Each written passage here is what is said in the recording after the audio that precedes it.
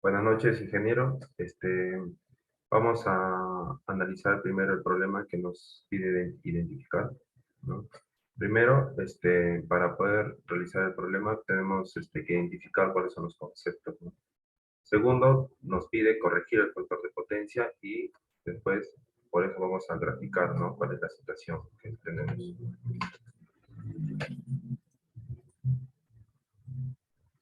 Bien, primero tenemos, nos dice que tenemos una carga, ¿no? Tenemos una carga este, con una fuente de 120 voltios, 60 Hz, ¿no? Con una potencia de 3,8 kilovatios y con un factor de potencia de 0,9. Nosotros tenemos que mejorar o corregir el factor de potencia sin, tenemos que corregir el factor de potencia, ¿no?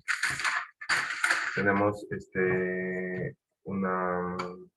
Todo se, todo se reduce a que tenemos que nosotros tener la misma carga, acá está, ¿no? No la podemos variar, ¿no? Entonces, pero sí podemos poner un capacitor en paralelo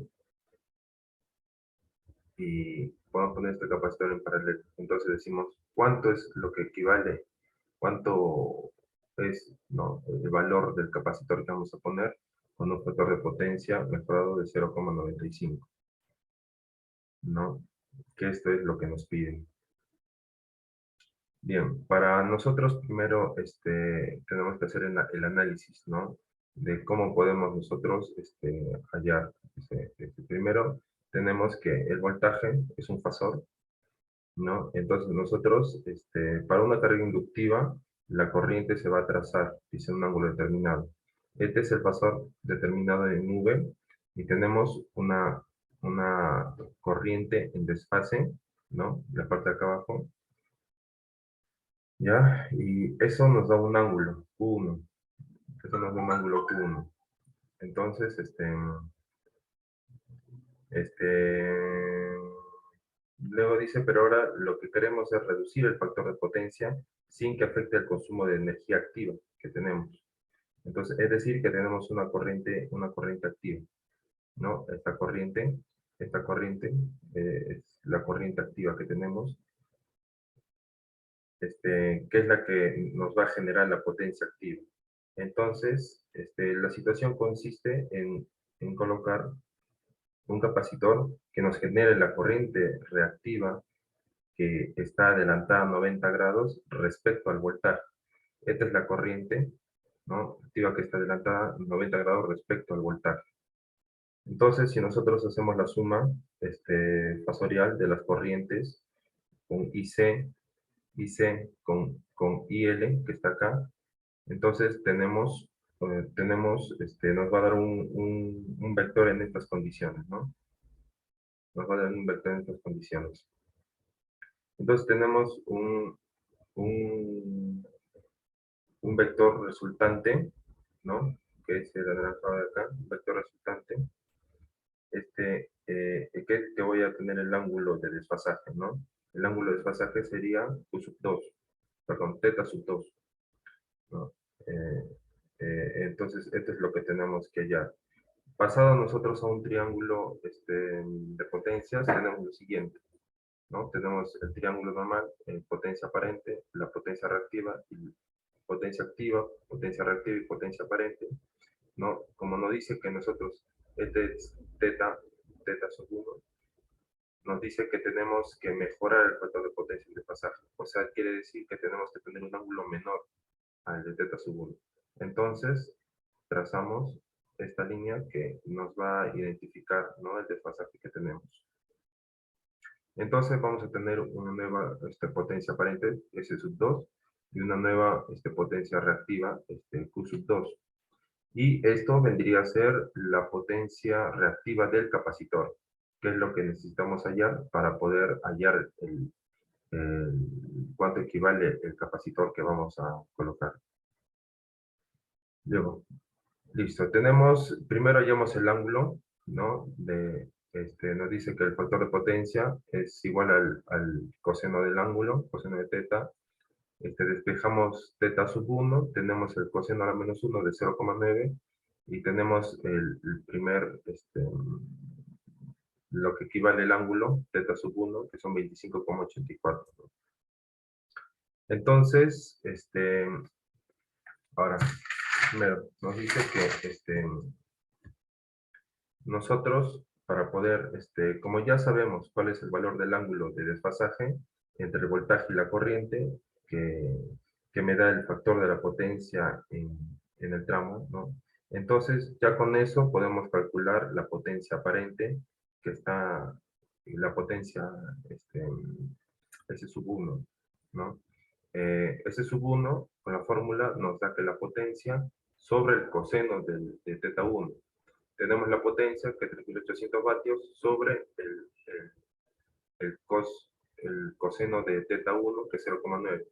Tenemos una potencia aparente de 44.222,2 voltiamperios. Una vez que tenemos la potencia aparente, nos permite calcular la potencia reactiva, Q sub 1. Tenemos que Q sub 1 equivale a la potencia aparente por el seno del ángulo, ¿no? Tenemos 4.222 por el seno de 25,84 y tenemos la potencia reactiva que equivale a 1840,28 voltiamperios reactivos. Como ya tenemos la potencia reactiva, tenemos que hallar QC, ¿no? Como ya lo hemos dicho antes, necesitamos QC para poder hallar el valor del capacitor que vamos a poner. Entonces, vamos a hallar el nuevo factor de potencia corregido a 0,95. Sería teta 2 es igual a 18,19, ¿no? Entonces decimos, como ya tenemos como ya tenemos el nuevo ángulo, teta sub 2, entonces decimos que podemos hallar la nueva potencia aparente, que sería con la potencia sobre el coseno de teta 2.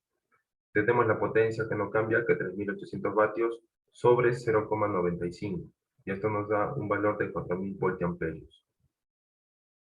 Entonces, ya con este valor podemos hallar la corriente reactiva 2, la potencia reactiva 2, que nos dice que es la potencia aparente por el seno de teta 2.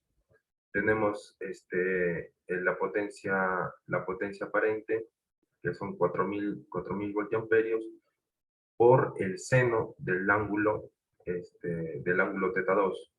Y esto equivale a, tenemos Q sub 2, que sería 1248,67 voltiamperios reactivos. Una vez que tenemos Q sub 1 y Q sub 2, entonces podemos hallar Q sub C.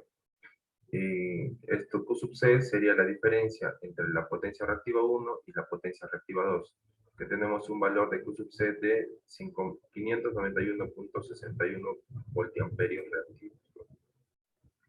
Luego hallamos el valor del capacitor. Con esta fórmula que tenemos que el capacitor equivale a Q sub C, la potencia reactiva del capacitor sobre la frecuencia por el voltaje Rms al cuadrado. Tenemos la potencia reactiva del condensador, que son 591,61, sobre 2pi por la frecuencia por el voltaje al cuadrado. Esto nos da un valor de 0,00010 por 10 elevado a menos 5. Esto pasado a un valor que se pueda encontrar en términos de capacitores, entonces podemos decir que el capacitor equivale a 10 microfarads.